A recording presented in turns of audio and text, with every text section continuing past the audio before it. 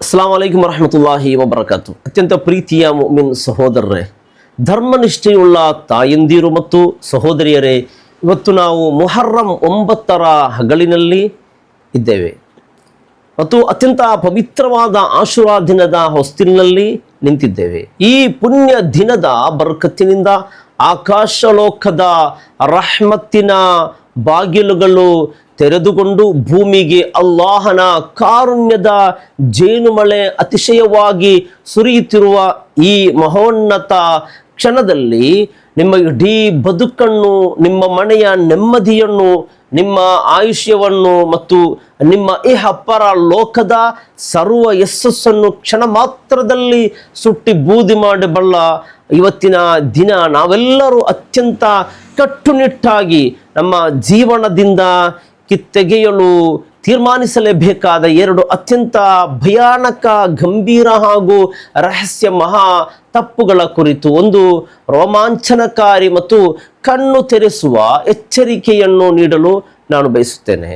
ಹೌದು ಸಹೋದರರೇ, ಈ ಎರಡು ತಪ್ಪುಗಳು ಗಾಂಭೀರ್ಯ ಎಷ್ಟಿದೆ ಎಂದರೆ ಅವು ನಿಮ್ಮ ಮನೆಯೊಳಗೆ ಪ್ರವೇಶಿಸಿದರೆ ನಿಮ್ಮ ಇಬಾದತ್ತುಗಳು ನಿಷ್ಫಲವಾಗುತ್ತದೆ.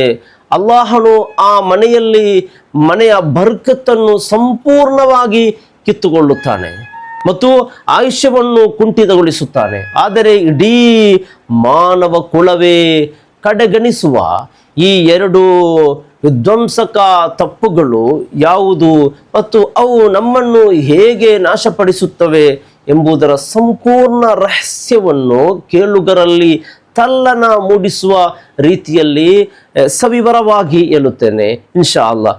ಅದಕ್ಕೂ ಮುನ್ನ ಪ್ರೀತಿಯ ಸಹೋದರರೇ, ಇತಿಹಾಸದ ಭವ್ಯ ಪುಟ್ಟ ಗೆರೆಗಳ ಅದ್ಭುತಗಳ ಸ್ವರ್ಣಾಕ್ಷರಗಳಿಂದ ಉಲ್ಲೇಖಿಸಲ್ಪಟ್ಟ ಜಗತ್ತಿನ ಮತ್ತು ಪ್ರಮುಖ ಪ್ರವಾದಿಗಳಿಗೆ ಅಲ್ಲಾಹು 10 ಮಹಾ ಅದ್ಭುತ ಅನುಗ್ರಹಗಳನ್ನು, ವಿಮೋಚನೆಗಳನ್ನು ಮತ್ತು ಕರಾಮತ್ತುಗಳನ್ನು ನೀಡಿದ ಆಕಾಶ ಭೂಮಿಗಳು ಸಾಕ್ಷಿಯಾಗುವಂತೆ ಗೌರವಿಸಿದ ಈ ಮಹೋನ್ನತ ಸುದಿನಗಳನ್ನು ನೆನೆಯುತ್ತಾ ನಾವು ಇವತ್ತು ಹಾಗೂ ನಾಳೆ ಅತ್ಯಂತ ಶ್ರದ್ಧೆಯಿಂದ ಆಚರಿಸಲಿರುವ ಆಶುರಾ ಮತ್ತು ತಾಶ್ವಾ ದಿನದ ಪವಿತ್ರ ಉಪವಾಸಗಳು ನಮ್ಮ ಪಾಪ ಕರ್ಮಗಳನ್ನು ತೊಳೆದು ನಮ್ಮ ಆತ್ಮವನ್ನು ಪರಿಶುದ್ಧಗೊಳಿಸುವ ಅತ್ಯಂತ ದೊಡ್ಡ ಆತ್ಮೀಯ ಚಾಲಕ ಶಕ್ತಿಯಾಗಿ ಮೂಡಿ ಬರುತ್ತಿರುವಾಗ ಈ ಪವಿತ್ರ ದಿನಗಳಲ್ಲಿ ನಾವು ಒಂದಿಷ್ಟು ದಣಿವರಿಯದೆ ಆಲಸ್ಯವನ್ನು ತೊರೆದು ಅತ್ಯಂತ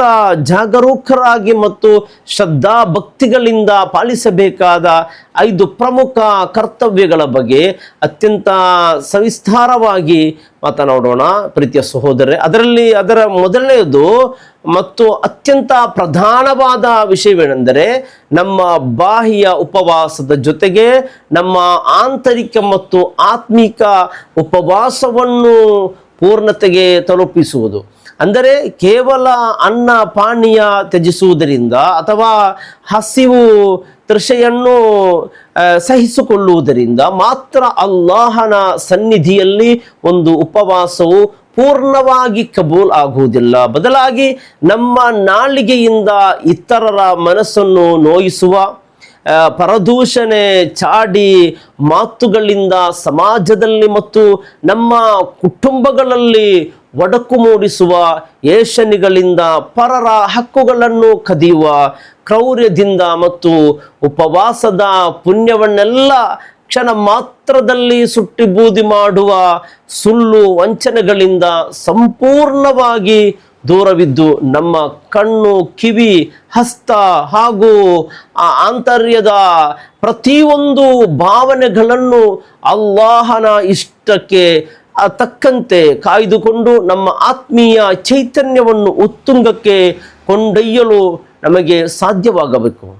ಎರಡನೇದಾಗಿ ಪ್ರೀತಿಯ ಸಹೋದರರೇ, ನಾವು ವಿಶೇಷವಾಗಿ ಗಮನಿಸಬೇಕಾದ್ದು ಈ ಪುಣ್ಯ ದಿನದಂದು ನಮ್ಮ ಮನೆಯ ಇಫ್ತಾರ್ ಕೂಟದಲ್ಲಿ ಕೇವಲ ಐಷಾರಾಮಿ ತಿನಿಸುಗಳನ್ನು ತುಂಬಿಸುವುದಲ್ಲ, ಬದಲಾಗಿ ನಮ್ಮ ನೆರೆಹೊರೆಯವರಲ್ಲಿರುವ ಕಡು ಬಡವರನ್ನಾದರೂ, ಅನಾಥರನ್ನಾದರೂ ಅಥವಾ ಹಸಿದಿರುವ ಪುಟಾಣಿ ಮಕ್ಕಳನ್ನಾದರೂ ಪಾಲುದಾರರನ್ನಾಗಿ ಮಾಡಿಕೊಳ್ಳುವುದು ಇವೆಲ್ಲ ಈ ಪುಣ್ಯ ರಾತ್ರಿಯಲ್ಲಿ ನಮ್ಮ ಮೊಹಲ್ಲದ ಮಸೀದಿಗೆ ಇಫ್ತಾರಿಗಾಗಿ ಆಗಮಿಸುವ ಮುಅ್ಮಿನ್ ಬಾಂಧವರಿಗೆ ಖರ್ಜೂರ, ಅದೇ ರೀತಿ ಹಣ್ಣು ಹಂಪಲು, ಶುದ್ಧ ನೀರು ತಲುಪಿಸಿ ಅವರ ಹೃದಯವನ್ನು ತಂಪಾಗಿಸುವ ಮೂಲಕ ಅಲ್ಲಾಹನ ರಸೂಲ್ ಸಲ್ಲಲ್ಲಾಹು ಅಲೈಹಿ ವಸಲ್ಲಮರ ಆ ಪವಿತ್ರವಾದ ಕಳಿಸಿಕೊಟ್ಟಿರುವ ಉಪವಾಸ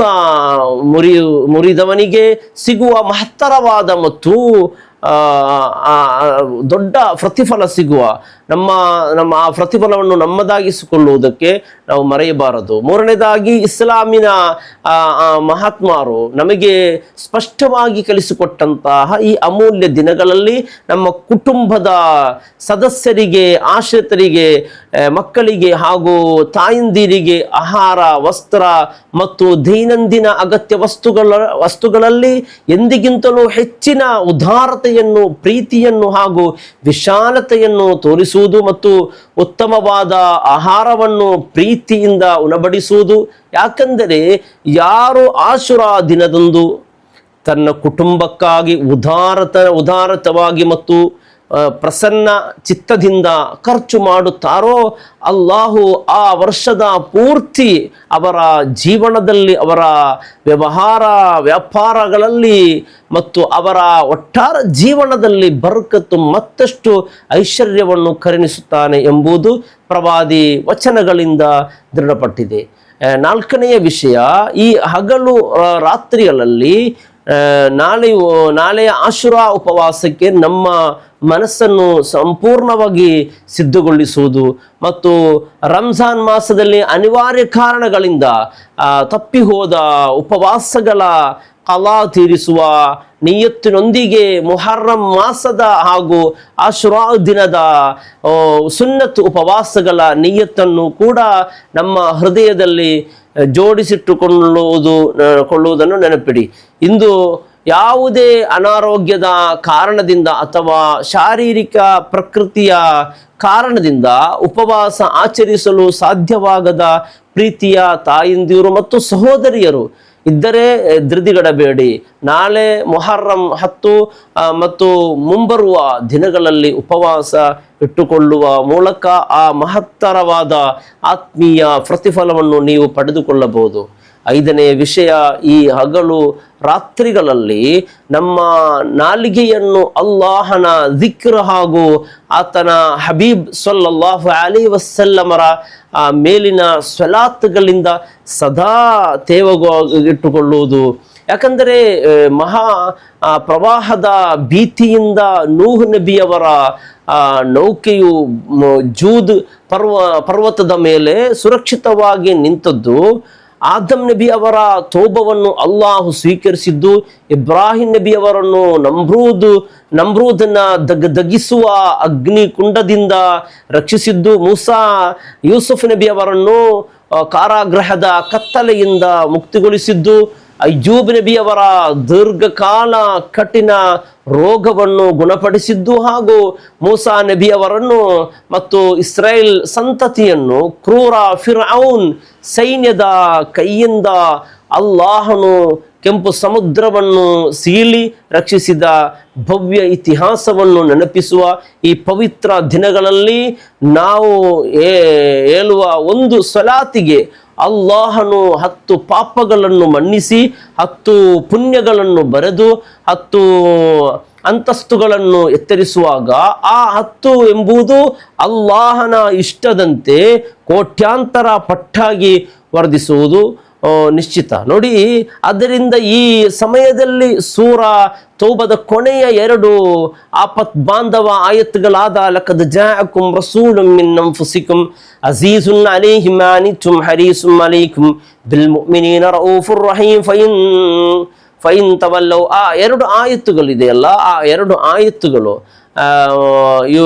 ಮತ್ತೆ ಯೂನುಸ್ ನಬಿ ಅಲೈಹಿಸ್ಸಲಾಮರವರು ಪಠಿಸಿದ ಒಂದು ದುವಾ ಪ್ರಾರ್ಥನೆ. ದಿಕ್ರ್ ಲಾ ಇಲಾಹ ಇಲ್ಲ ಅಂತ ಸುಬ್ಹಾನಕ ಇನ್ನಿ ಕುಂತು ಮಿನಲ್ ಝಾಲಿಮೀನ್ ಎಂಬ ಕಲಿಮವು, ಅದರ ಜೊತೆಗೆ ಅಸ್ತಗ್ಫಿರುಲ್ಲಾಹಲ್ ಅಲೀಮ್ ಯಾ ಹಯ್ಯು ಯಾ ಕಯ್ಯೂಮ್ ಬಿರಹ್ಮತಿಕ ಅಸ್ತಗೀಸ್ ಹಸ್ಬುನಲ್ಲಾಹ್ ವ ನಿಅಮಲ್ ವಕೀಲ್ ಎಂಬ ದಿಕ್ರುಗಳು ನೂರಾರು ಬಾರಿ ಭಕ್ತಿಯಿಂದ ಪಠಿಸುತ್ತಾ ನಮ್ಮ ಜೀವನದ ಎಲ್ಲ ಕಷ್ಟ ಕಾರ್ಪಣ್ಯಗಳಿಗೆ ಶಾಶ್ವತ ಪರಿಹಾರವನ್ನು ಕಂಡುಕೊಳ್ಳಬೇಕು.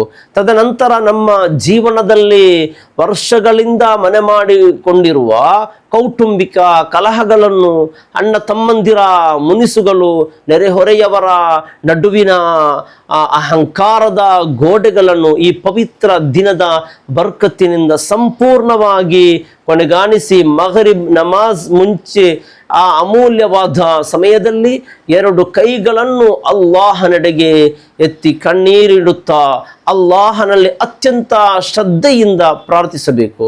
ಇನ್ನು ಆರಂಭದಲ್ಲಿ ನಾನು ನಿಮ್ಮಲ್ಲಿ ಅತ್ಯಂತ ಗಂಭೀರವಾಗಿ ಎಚ್ಚರಿಸಿದ ಕೇಳುಗರಲ್ಲಿ ತಲ್ಲಣ ಮೂಡಿಸುವ ಆ 2 ಮಹಾ ತಪ್ಪುಗಳ ರಹಸ್ಯವನ್ನು ನಾವು ವಿವರಿಸುವ.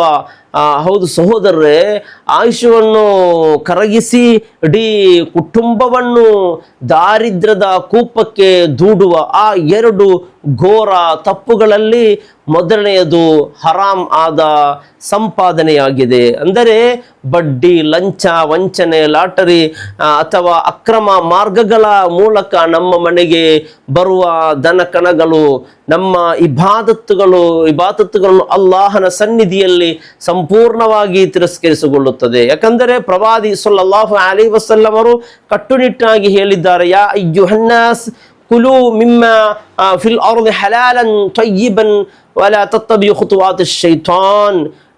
ಮಾನವರೇ, ಭೂಮಿಯಲ್ಲಿರುವ ಹಲಾಲ್ ಮತ್ತು ಶುದ್ಧವಾದನ್ನು ಮಾತ್ರ ಸೇವಿಸಿರಿ, ಶೈತಾನ್ನ ಹೆಜ್ಜೆಯನ್ನು ಅನುಕರಿಸಬೇಡಿ ಎಂದು. ಮತ್ತು ಹರಾಮಿನಿಂದ ಪೋಷಿಸಲ್ಪಟ್ಟ ದೇಹವು ಸ್ವರ್ಗ ಸೇರಲಾಗುವುದಿಲ್ಲ. ಲಾ ಯದ್ಖುಲುಲ್ ಜನ್ನತ ಜಸದುನ್ ಬಿಲ್ ಹರಾಮ್ ಎಂದು ಎಚ್ಚರಿಸಿದ್ದಾರೆ. ಇನ್ನು 2ನೆಯ ಮಹಾ ಪಾಪ, ಇದರ ಬಗ್ಗೆ ಕುರ್ಆನ್ನಲ್ಲಿ ಅಲ್ಲಾಹು ಹೇಳುತ್ತಾನೆ, ವಲಾ ತಕ್ರಬು ಜಿನಾ ಇನ್ನಹು ಕಾನ ಫಾಹಿಶತನ್ ವಸಾಅ ಸಬೀಲ. ನೀವು ವ್ಯಭಿಚಾರದ ಹತ್ತಿರವೂ ಹೋಗಬೇಡಿ, ಖಂಡಿತವಾಗಿಯೂ ಅದು ಅತ್ಯಂತ ನೀಚ ಕೃತ್ಯ ಮತ್ತು ಕೆಟ್ಟ ಮಾರ್ಗವಾಗಿದೆ ಎಂದು ಆಜ್ಞಾಪಿಸಿದ್ದಾನೆ. ಇದರಿಂದ ಆಧುನಿಕ ಯುಗದಲ್ಲಿ ಕೇವಲ ಶಾರೀರಿಕ ಸಂಪರ್ಕ ಮಾತ್ರವಲ್ಲದೆ ಸಾಮಾಜಿಕ ಜಾಲತಾಣಗಳಲ್ಲಿ ಪರಸ್ತ್ರೀಯರನ್ನು ಕಣ್ಣಿನಿಂದ ನೋಡುವುದು, ಅಶ್ಲೀಲತೆಯನ್ನು ಕಿವಿಯಿಂದ ಕೇಳುವುದು ಮತ್ತು ಅನಗತ್ಯವಾಗಿ ಅಶ್ಲೀಲವಾಗಿ ಮಾತನಾಡುವುದು ಕೂಡ ವ್ಯಭಿಚಾರದ ವ್ಯಾಪ್ತಿಯಲ್ಲೇ ಬರುತ್ತದೆ. ಪ್ರೀತಿಯ ಸಹೋದರರೇ, ಇದು ಇಡೀ ಕುಟುಂಬದ ಬರಕತ್ತನ್ನು ಇಲ್ಲದಾಗಿಸಿ ತೀವ್ರ ದಾರಿದ್ರ್ಯಕ್ಕೆ ಕಾರಣವಾಗುತ್ತದೆ ಎಂದು ಪ್ರವಾದಿ ನುಡಿದಿದ್ದಾರೆ. ತದನಂತರ ನಾವೆಲ್ಲರೂ ಕೊನೆಯದಾಗಿ ದುಆ ಮಾಡುವಾಗ ರಬ್ಬನಾ ಆತಿನಾ ಫಿದ್ ದುನ್ಯಾ, ಇಂಥ ದುಆ, ರಬ್ಬನಾ ಆತಿನಾ ಫಿದ್ ದುನ್ಯಾ ಹಸನ ವಫಿಲ್ ಆಖಿರತಿ ಹಸನತನ್ ವಕಿನಾ ಅದಾಬನ್ ನಾರ್, ರಬ್ಬನಾ ತಕಬ್ಬಲ್ ಮಿನ್ನಾ ಇನ್ನಕ ಅಂತಸ್ ಸಮೀಉಲ್ ಅಲೀಮ್ ವತುಬ್ ಅಲೈನಾ ಇನ್ನಕ ಅಂತತ್ ತವ್ವಾಬುರ್ ರಹೀಮ್, ರಬ್ಬನಾ ಹಬ್ ಲನಾ ಮಿನ್ ಅಜ್ವಾಜಿನಾ ವ ذُرِّيَّاتِنَا قُرَّةَ أَعْيُنٍ وَاجْعَلْنَا لِلْمُتَّقِينَ إِمَامًا رب ارحمهما كما ربياني صغيرا اللهم اغفر للمؤمنين والمؤمنات والمسلمين والمسلمات ಎಂಬ ಅತ್ಯಂತ ಪವಿತ್ರವಾದ ಪ್ರಾರ್ಥನೆಗಳು ಮನಪೂರ್ವಕವಾಗಿ ಪಠಿಸುತ್ತಾ ಅಲ್ಲಾಹನ ಮಹೋನ್ನತ ಕಾರುಣ್ಯಕ್ಕೆ ಕಾರಣರಾಗೋಣ. ಆದ್ದರಿಂದ ಈ 2 ಮಹಾ ವಿಪತ್ತುಗಳನ್ನು ಹಿಂದೆ ಈ ಮೊಹರ್ರಂ 9ರ ಪವಿತ್ರ ದಿನದಂದು ನಮ್ಮ ಜೀವನದಿಂದ ಸಂಪೂರ್ಣವಾಗಿ ನಿಲ್ಲಿಸಲು ದೃಢ ಸಂಕಲ್ಪ ಮಾಡಿ ಅಲ್ಲಾಹನ ಕಡೆಗೆ ಯಾ ಅಯ್ಯುಹಲ್ಲದೀನ ಆಮನು ತೂಬು ಇಲಲ್ಲಾಹಿ ತೌಬತನ್ ನಸೂಹಾ ಎಂದು ನಿಷ್ಕಪಟವಾಗಿ ತೌಬ ಮಾಡಿ ಮರಳೋಣ. ಈ ಅಮೂಲ್ಯವಾದ ಸಂದೇಶವನ್ನು ಎಲ್ಲರಿಗೂ ಹಂಚಿಕೊಳ್ಳಲು ಮರೆಯಬೇಡಿ. ಅಲ್ಲಾಹನು ನಮ್ಮೆಲ್ಲರ ಸತ್ಕರ್ಮಗಳನ್ನು ಕಬೂಲ್ ಮಾಡಲಿ. ಆಮೀನ್ ಯಾ ರಬ್ಬಲ್ ಆಲಮೀನ್. ಅಸ್ಸಲಾಮು ಅಲೈಕುಂ ವರಹಮತುಲ್ಲಾಹಿ ವಬರಕಾತು.